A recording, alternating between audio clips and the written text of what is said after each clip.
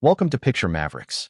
So let me tell you about Due Date, and this movie is a wild, chaotic road trip comedy that is way more heartfelt than you would expect. It starts off hilarious and absurd, but by the end it actually has something real to say about friendship and second chances. So let me break it down for you.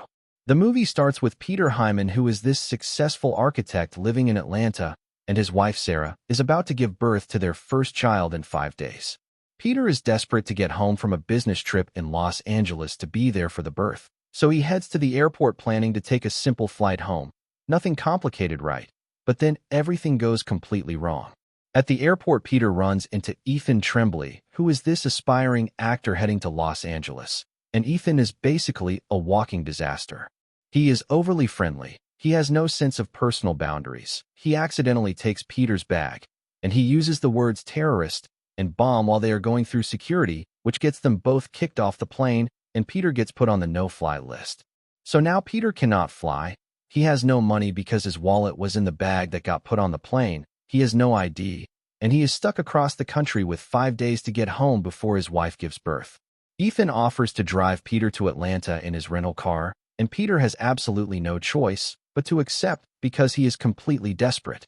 This is where the road trip from hell begins. And I mean that in the best way possible, because the chaos is incredible. Ethan is one of those people who means well, but destroys everything he touches. He is carrying his father's ashes in a coffee can, because his dad just died and he is driving to Los Angeles to pursue his acting dreams like his father wanted. So he has this emotional baggage he is dealing with, but he is also completely clueless about how his actions affect other people. Right from the start, things go wrong. Ethan has a dog named Sunny who he treats like a child. He is constantly doing things that endanger both of them. And Peter, who is this tightly wound control freak type, is losing his mind. Peter tries to be patient at first, but Ethan keeps pushing every single one of his buttons. They stop at a rest area, and Ethan accidentally leaves the car and drive with Peter asleep inside, and the car crashes into the parking lot, which totals the rental car. So now they have to find another way to continue the trip. They get a ride from a guy who turns out to be a dangerous drug dealer, and this leads to Peter getting beaten up and them barely escaping with their lives. Throughout the journey, we learn more about both characters. Peter is actually not just a control freak for no reason. He is terrified of becoming a father because his own dad abandoned him when he was young, and he is scared he will mess up or that something will go wrong. He puts all this pressure on himself to be perfect and in control, because he thinks that is the only way to avoid his father's mistakes. Ethan, on the other hand, is dealing with the grief of losing his father, who was his only family, and he is lonely and desperate for connection, which is why he latches onto Peter so intensely, even though Peter clearly does not want him around. Ethan is annoying, but he is also deeply sad and trying to fill this void in his life. They have several disasters along the way. Ethan buys marijuana with money Peter gave him for gas. Peter finds out and absolutely loses it because now they are driving around with drugs. Then they get pulled over and Peter tries to hide the drugs, but the cop finds them and Peter gets arrested. While Peter is in jail, Ethan uses his acting skills to pretend to be Peter's friend and bails him out using money from Peter's wife. But this just makes Peter more angry because Ethan called Sarah and worried her. The tension between them keeps building. Peter is furious that Ethan is so irresponsible. Ethan is hurt that Peter is so mean to him, and at one point Peter completely snaps and punches Ethan in the stomach, which makes Ethan double over in pain. Peter immediately feels terrible because Ethan had just told him about his father dying, and Peter punched him right in the moment of vulnerability, and you can see that Peter recognizes he went too far. They split up for a while. Peter tries to find another way home, and Ethan continues alone. But then Peter realizes he needs Ethan because Ethan has his wallet, which finally came back. And also Peter is starting to understand that Ethan is not just annoying. He is a lonely, grieving person who is doing his best.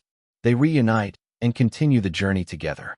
They stop at the Grand Canyon, and Ethan wants to scatter his father's ashes there. And this is a really emotional moment because Ethan talks about his dad and how much he misses him, and Peter helps him scatter the ashes. Peter is finally seeing Ethan as a real person with real pain instead of just an obstacle. They make it to the Mexican border by mistake. They have another series of disasters involving getting shot at. And finally, they are racing against time to get to the hospital. Sarah goes into labor and Peter is still hours away. So he is panicking and driving as fast as possible while Ethan is trying to calm him down and be supportive. They get into a car accident. The car flips over, and they are both injured, but they survive. A family stops to help them and drives them the rest of the way to the hospital, and Peter makes it just in time. He runs into the delivery room, and he is there for the birth of his daughter.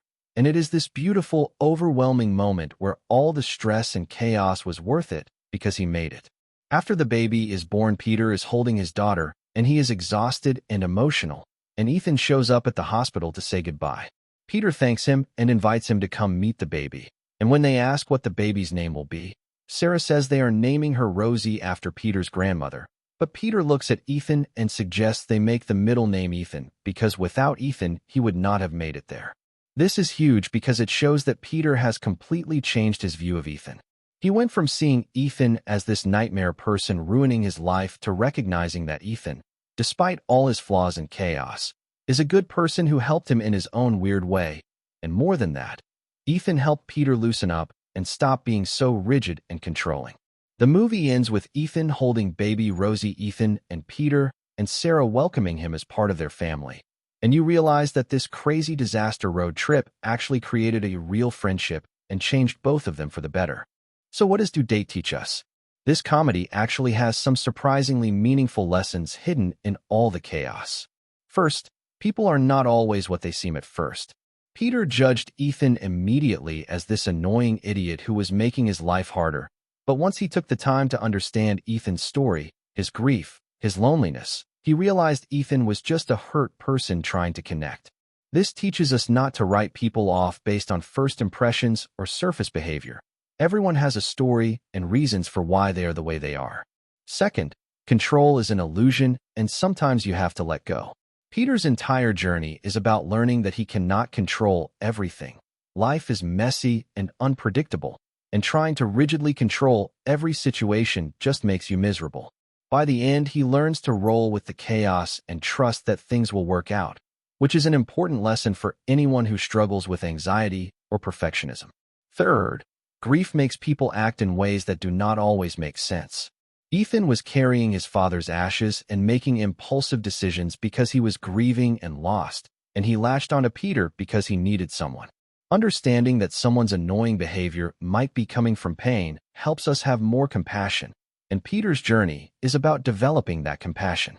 Fourth, sometimes the people who drive us crazy are exactly the people we need. Peter needed Ethan to force him out of his rigid, controlling mindset, and Ethan needed Peter to give him structure and someone to care about him. They were opposites, but they balanced each other out, and their friendship worked because they each had something the other needed, even if they did not realize it at first. Fifth, anger and violence are not okay, even when you are frustrated.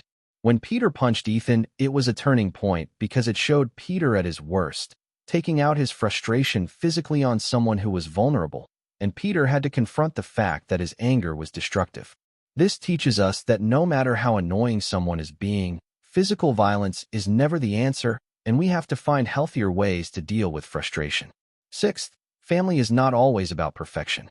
Peter was so scared of becoming a father because he thought he had to be perfect or he would fail like his father did. But the movie shows him that being a good parent is not about being perfect. It is about showing up, trying your best, and caring. The chaotic journey to get to the birth mirrors the reality of parenthood. It is messy and nothing goes according to plan, but what matters is that you are there. Seventh, loneliness can make people desperate for connection. Ethan annoyed Peter so much because he was trying too hard to force a friendship, but that desperation came from being alone after his father died. This teaches us to recognize when someone's clinginess or neediness is actually a cry for help, and to respond with kindness even when it is uncomfortable. And finally, second chances matter. Peter could have abandoned Ethan multiple times, and Ethan could have left Peter after being punched and insulted, but they both kept giving each other second chances, and that is what allowed their friendship to develop. In real life, we often write people off after one bad interaction, but this movie shows us that relationships require patience and multiple chances to grow. Due Date is not trying to be a deep philosophical film. It is a comedy about two mismatched people stuck on a road trip, but underneath all the jokes and the chaos, there is a real story about how unexpected friendships can change us and how the people we think are ruining our lives might actually be exactly what we need. It is about learning to be less judgmental, more patient, and more open to the messy, unpredictable nature of life. The reason the movie works is because both characters grow.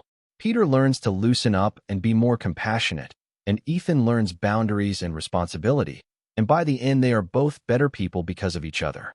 That is what good friendship does. It challenges us and changes us, and makes us grow even when it is uncomfortable.